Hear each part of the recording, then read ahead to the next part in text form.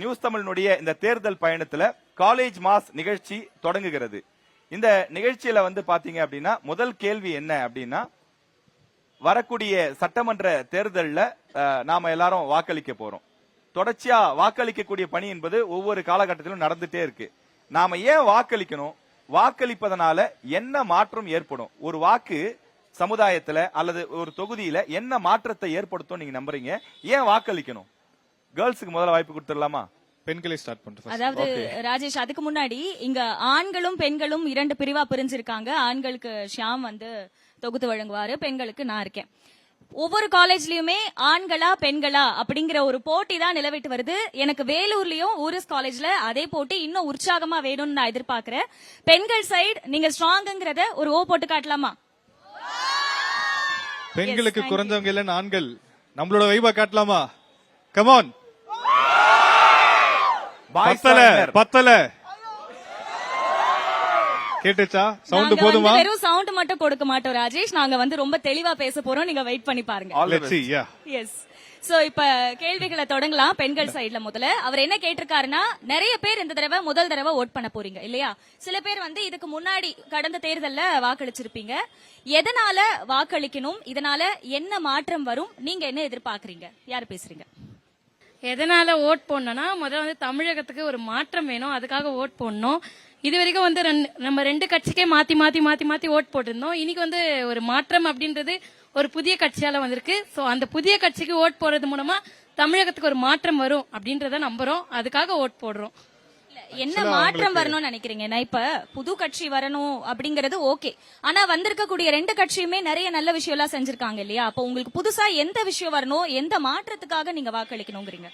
எதற்காகனா, முதல்ல வந்து இந்த கல்வி அப்படின்ற எஜுகேஷனல் சிஸ்டம்ல எனக்கு மாற்றம் வேணும். இன்னொன்னு வந்து நிறைய வந்து இந்த குழந்தைகள்ல இருந்து பெரியவங்க வரைக்கும் நிறைய இந்த பாலியல் குற்றங்கள் நடந்து கொண்டிருக்கு. அதுக்கான தண்டனைகள் வந்து கடுமையா இருக்கணும். நம்ம தாவேக தலைவர் வந்து பெண்களுக்கு முக்கியத்துவம் கொடுக்கிறாரு. இந்த பாலியல் குற்றங்கள் வந்து அதற்கான தண்டனைகள் கடுமையா இருக்கணும் அப்படின்றதுக்காக சொல்லியிருக்காரு. சோ அந்த மாற்றத்துக்காக நம்ம ஓட் போடணும் அப்படின்னு நினைக்கிறேன். ஆக்சுவலா அவங்க மாற்றத்திற்கான ஓட்டு போடணும்னு சொல்லியிருக்காங்க. வாலண்டியரா வந்து அவங்க பேசியிருக்காங்க. அவங்களுக்கு ஒரு பெரிய கைத்தட்டல் கொடுக்கலாம். தொடர்ந்து மாற்றத்திற்கான அரசியல் சொல்லியிருக்காங்க. எங்க சைடுல பசங்க ரெடியா இருக்காங்க பேசுறதுக்கு.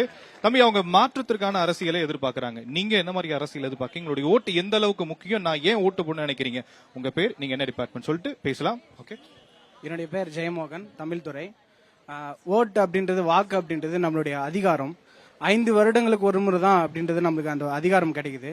அந்த அதிகாரத்தை நம்ம சரியா பயன்படுத்திக்கிட்டோம் அப்படின்னா அது மூலியமா நிறைய மாற்றங்கள் உண்டாகும். அதை யாரெல்லாம் சரியா திங்க் பண்ணி நம்ம வாக்காளர் யார், நம்மளுடைய வேட்பாளர் யாரு, அவரு எப்படிப்பட்டவர்னு சொல்லி சரியா தீர்மானிச்சாலே இங்க இருக்கிற பாதி பிரச்சனை அப்படின்றது குறைஞ்சிடும் அப்படின்றது ஒரு பெரிய நம்பிக்கை. அந்த நம்பிக்கை நிறைவேறணும் அப்படின்னா எல்லாருமே கட்டாயமா வாக்களிக்கணும். அது மட்டும் இல்லாம யாருக்கு வாக்களிக்கணும் அப்படின்றது நம்ம தெளிவா இருக்கணும் ஃபர்ஸ்ட். அதனால அந்த வாக்கு அப்படின்றது இம்பார்ட்டன்ட். அதனால யாருக்கு வாக்களிக்கணும் தெளிவா பண்ணுங்க அப்படின்றதா எனக்கு கருத்து. ஷாம், உண்மையிலேயே அந்த தம்பிக்கு வந்து நானே கிளாப் பண்றேன்.